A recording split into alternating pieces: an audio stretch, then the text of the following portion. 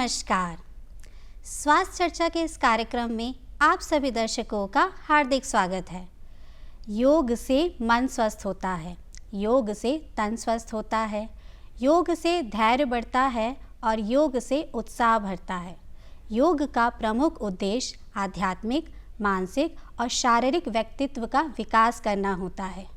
योग के बारे में और योग की विधाओं के बारे में विस्तृत से जानकारी देने के लिए हमारे स्टूडियो में आमंत्रित है योग विशेषज्ञ अंजलि अवस्थी। अंजलि अवस्थी जी, आपका स्वागत है हमारे कार्यक्रम में। नमस्कार दर्शकों, अंजलि अवस्थी के साथ हमारे कार्यक्रम में आसन की प्रस्तुति करने के लिए ईशा विश्वास और तन्मय नाग। स्वागत है आप दोनों का हमारे कार्यक्रम में। तो चलिए दर्शकों, अंजलि अवस्थी से योग के बारे में बातें करते हैं। अंजलि अवस्थी जी, सबसे पहला सवाल मेरा आपसे यह है कि योग क्या है और योग की शुरुआत कब और कहाँ से हुई? योग आध्यात्मिक, मानसिक और शारीरिक प्रथाओं का एक समूह है जी। योग शब्द की उत्पत्ति संस्कृत के युज धातु से लिया गया है, जिसका अर्थ होता है जोड़ना। मन को शरीर से, शरीर को आत्मा से और आत्मा को परमात्मा से।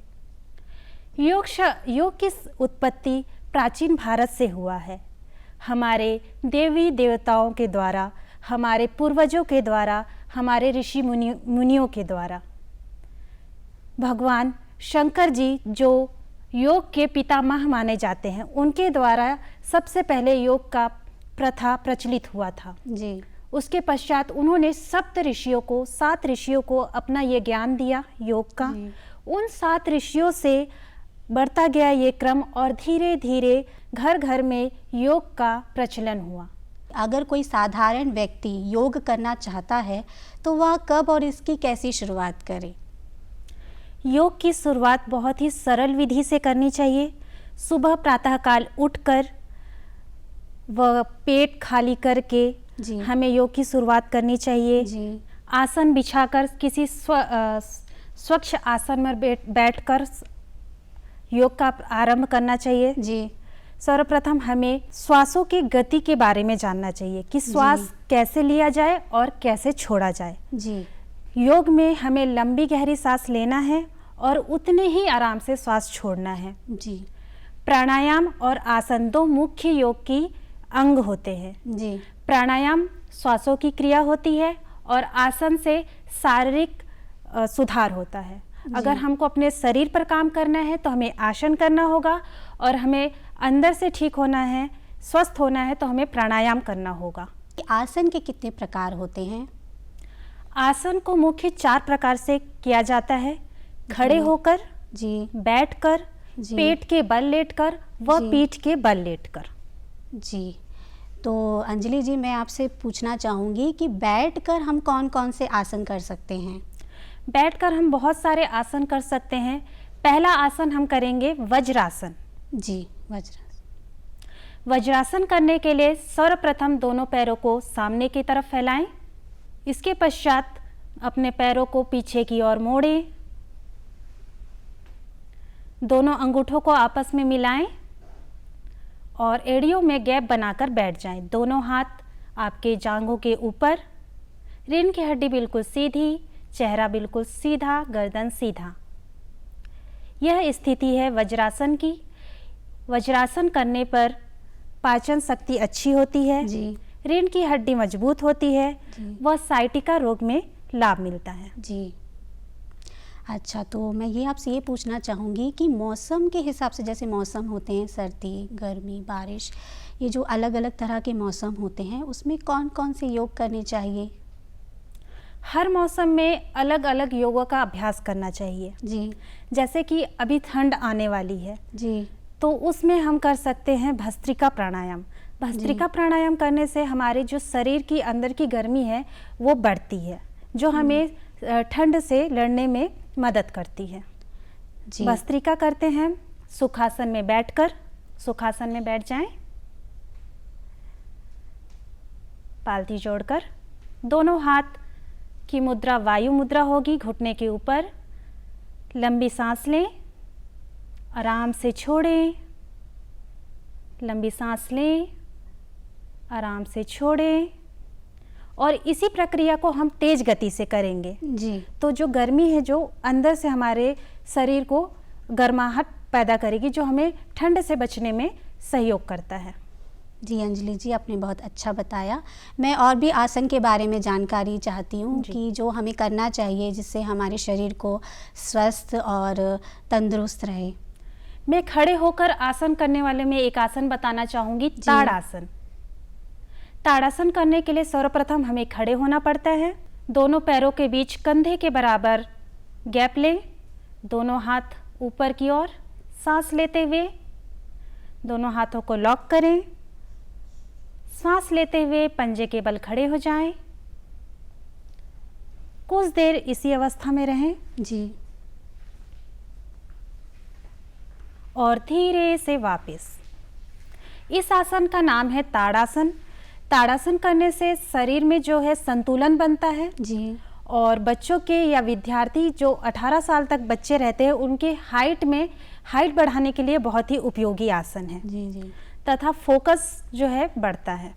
जी जी, आपने बहुत अच्छा बात बताया, क्योंकि आजकल वो जो आपने बताया जैसे फोकस करना बहुत ज़रूरी है।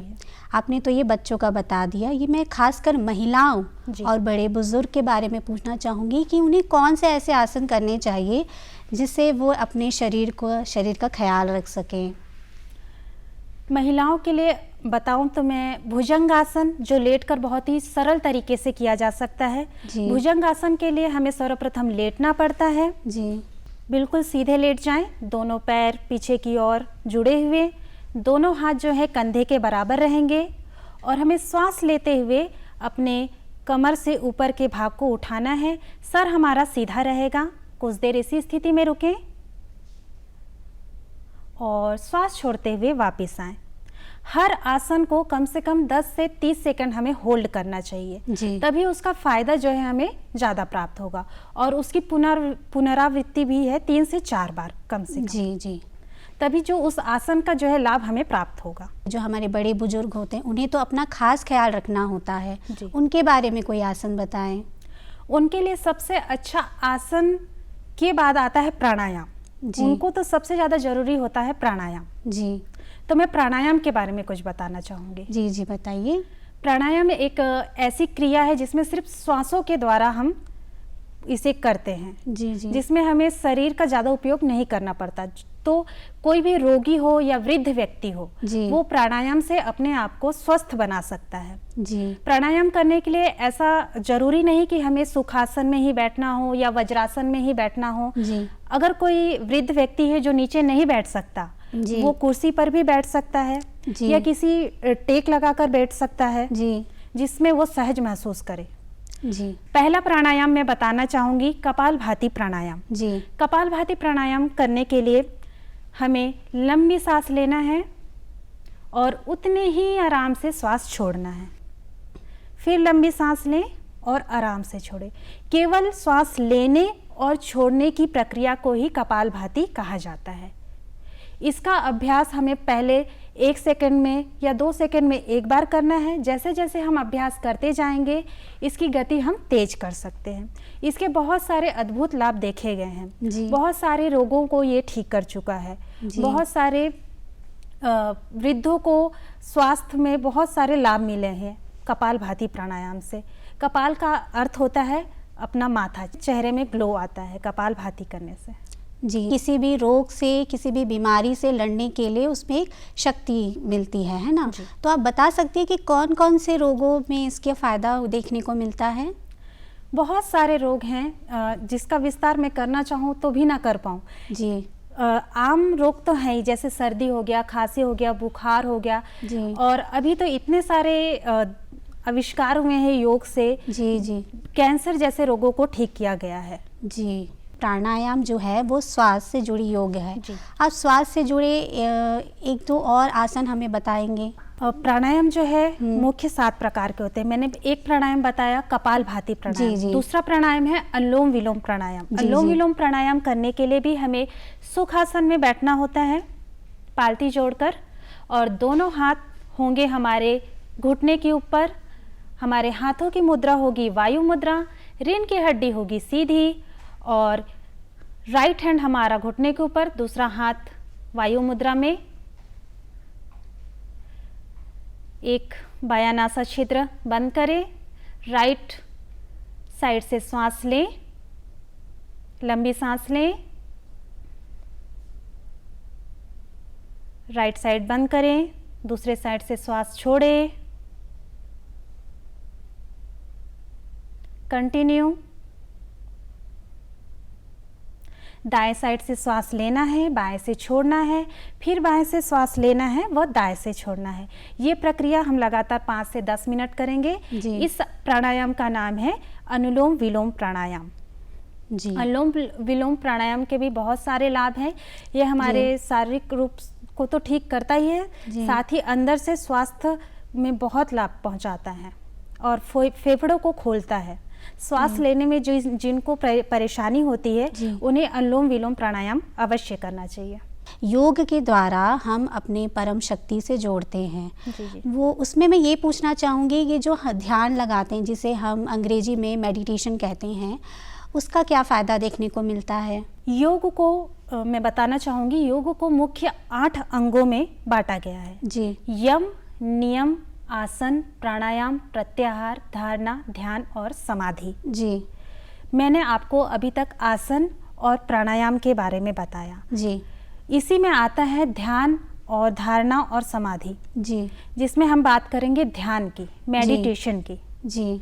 योग में मेडिटेशन का एक अद्भुत चमत्कार देखा गया है। जी। आज की भागदौड़ भरी जिंदगी में जहाँ लोगों को टाइम नहीं मिलता अपने लिए भी। जी जी जी। और लोग सिर्फ डिप्रेशन में जा रहे हैं। स्कूल के विद्यार्थी हो या बिजनेसमैन हो या घर की महिला हो, सभी स्ट्रेस में है। कोई भी खुश नहीं है। तो अपने आप को स्ट्रेस से दूर करने के लिए हमें मेडिटेशन का सहारा लेना चाहिए, ध्यान का सहारा लेना चाहिए। योग में अगर हम ध्यान 10 मिनट कर लेते हैं तो हमारा दिन के 24 घंटे बहुत अच्छे से बीतता है। जी। ध्यान करने के लिए कई सारे प्रक्रियाएं हैं। जी। लेकिन सभी का लाभ एक ही होता है। जी। योग की भाषा में हम योग निद्रा या भ्रामरी उद्गीत प्राणायाम या ईशा क्रिया या आर्ट ऑफ लिविंग में देखेंगे तो हम सुदर्शन क्रिया, ये सभी मेडिटेशन में आते हैं। सभी के नाम अलग होते हैं। मेडिटेशन के लिए सर्वप्रथम हमें अपने आप को शांत और बिल्कुल तनाव मुक्त करना होता है। जी। और प्राणायाम में अगर मैं आपको बताऊं, भ्रामरी और उद्गीत प्राणायाम, उसकी मैं आपको प्रक्रिया बता देती हूँ कि इसे कैसे करते हैं। जी। भ्रामरी उद्गीत प्राणायाम करने के लिए हमें सुखासन में बैठना है। दोनों हाथ घुटने के ऊपर, रीढ़ की हड्डी सीधी, लंबी सांस लें, आराम से छोड़ें। 3 उंगली अपने आंखों पर रखें, 1 उंगली माथे पर दोनों हाथों से। लंबी सांस लें, छोड़ें। ओम का उच्चारण हम करते हैं, भंवरे की गुंजन होती है, इसमें हम अपने मुंह को बंद रखेंगे। ओम का उच्चारण हमारे अंदर से आएगा। जी। सांस लें, ओम का उच्चारण भंवरे की गुंजन की तरह 3 बार।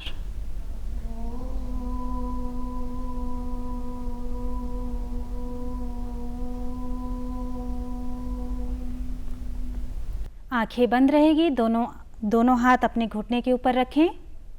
उद्गीत प्राणायाम, इसमें हम ओम का उच्चारण पूरा मुंह खोलकर करेंगे और थोड़े आवाज तेज होना चाहिए इसमें। जी जी। चलिए, उद्गीत प्राणायाम 3 बार।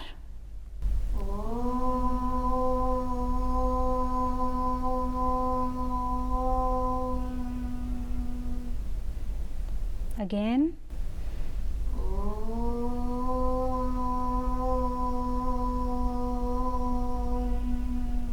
दोनों हाथों को आपस में रगड़ें, वो अपने आंखों पर लगाएं, पूरे चेहरे पर लगाएं। और हमें हमेशा अपनी आंखें जो है वो नीचे देखते हुए खोलना है, क्योंकि हमारे अंदर एक ऊर्जा उत्पन्न होती है ओम के उच्चारण से, जो अगर हम सामने देखेंगे तो वो हो जाएगा, निकल जाएगा एक तरीके से। अगर हम जमीन पर देखते हैं तो वो आपस हमारे ही अंदर आता है। इसलिए जब भी हम मेडिटेशन करते हैं, ओम का उच्चारण करते हैं, तो हमें हमेशा नीचे देखकर आंखें खोलनी चाहिए। अच्छा, मैं ये पूछना चाहूँगी कि हमारे बस्तर और जगदलपुर क्षेत्र में योग के प्रति क्या जागरूकता है, मतलब इसकी स्थिति क्या है, लोगों को कितनी जानकारी है इसके बारे में? जगदलपुर में या बस्तर में देखा जाए, योग के बारे में अभी भी उतनी जानकारी लोगों को नहीं है जितनी जी। होनी चाहिए। जी। तो योग का जो प्रचार प्रसार है, हमें स्वयं की जिम्मेदारी से करना चाहिए, स्वयं की जागरूकता होनी चाहिए। यदि मुझे कुछ आ रहा है तो मुझे आप तक पहुंचाना चाहिए, आपको कुछ आ रहा है तो आपको दूसरे तक पहुंचाना चाहिए। खास करके घर की महिलाओं को, जिन्हें योग की सबसे ज़्यादा ज़रूरत होती है।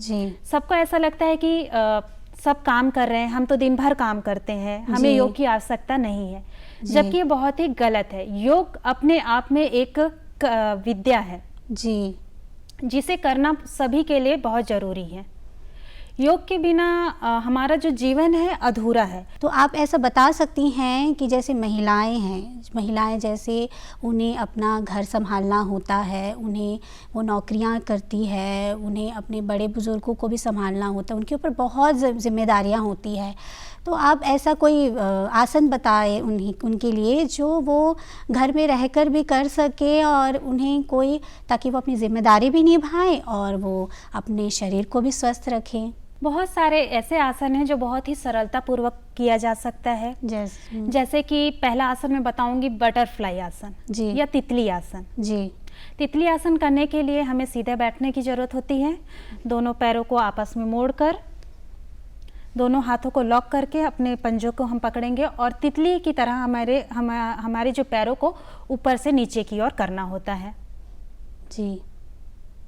तितली आसन से हमारे जो पैर के मसल्स हैं, जो हमारी मांसपेशियां हैं, वो मजबूत होती हैं और हमारे पैर जो है रिलैक्स होते हैं।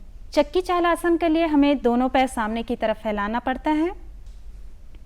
दोनों हाथों को आपस में लॉक करें, बांधें, मुट्ठी बांधें और उसी जैसे चक्की चलाते हैं। चक्की चाल आसन से ही उस आसन का नाम हमको पता चल रहा है। चक्की चलाते थे पहले, तो इससे क्या है, हमारी शारीरिक जो क्रियाएं हैं कम होती जा रही हैं। तो चक्की चाल आसन के लिए हमें सामने की ओर झुकना है और पूरे गोल गोल घुमाना है दोनों साइड से, जिससे हमारे रीढ़ की हड्डी, हमारे हाथों के मसल्स, हमारे पैर, एक तरीके से पूरा शरीर उस आसन में भाग लेता है जी। और सारे आसनों को दोनों तरफ से बराबर करना चाहिए। यदि हम 10 बार दाहिने तरफ से चला रहे हैं तो 10 बार बाएं तरफ से भी चलाएंगे। शुरू में हम 15 से 20 बार कर सकते हैं। अभ्यास के साथ हमारी जो शारीरिक क्षमता है बढ़ते जाती है, उसी अनुसार हम अपने आसन की मात्रा को या संख्या को बढ़ा सकते हैं। ये सूर्य नमस्कार क्या है और इसकी क्या फ़ायदे हैं हमारे दैनिक जीवन में? सूर्य नमस्कार योग का एक महत्वपूर्ण अंग है, जिसमें 12 आसन शामिल होते हैं जी। जिनके पास समय की कमी होती है, जो अपने दिनचर्या में आधा घंटा या 1 घंटा भी योग को नहीं दे सकते, उनके लिए सूर्य नमस्कार सबसे अच्छा माना गया है। सूर्य नमस्कार में 12 आसन होते हैं, जो पैर के उंगलियों से लेकर सर तक शामिल रहता है जी। इसे 10 से 15 मिनट भी हम करेंगे तो ऐसा महसूस होता है कि हमने 1 घंटा योग कर लिया जी। इसके ऐसे लाभ होते हैं और ये पूरा एक्सरसाइज हमारे शरीर का करवा देता है जी। तो अंजलि जी, मैं चाहती हूँ कि सूर्य नमस्कार के आसन के बारे में हमारे दर्शकों को दिखाएं जी। सूर्य नमस्कार करने के लिए हमें सर्वप्रथम खड़ा होना पड़ता है। शरीर की स्थिति बिल्कुल सीधी। पहला आसन हम करेंगे प्रणाम आसन।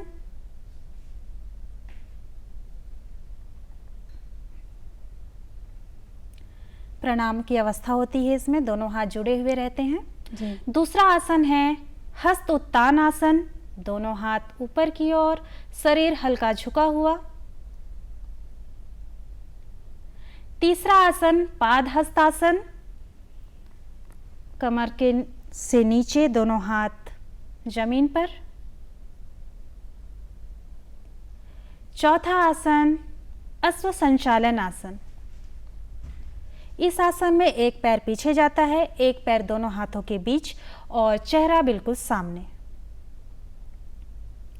पांचवा आसन पर्वत आसन। पर्वत की तरह बिल्कुल वी शेप में हम आ जाएंगे। हमारा नजर नाभि पर होना चाहिए। छठवां आसन अष्टांग नमस्कार। अष्टांग नमस्कार पर हमारे 8 अंग जमीन पर लगे हुए, कमर हल्का सा उठा हुआ और चेहरा सामने की ओर। छठवें आसन से हम पुनरावृत्ति करते हैं। छठवें आसन में हम आएंगे पर्वत आसन में।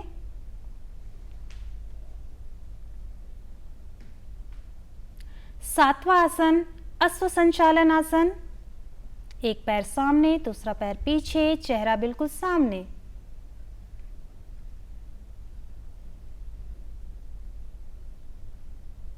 आठवां आसन पादहस्तासन।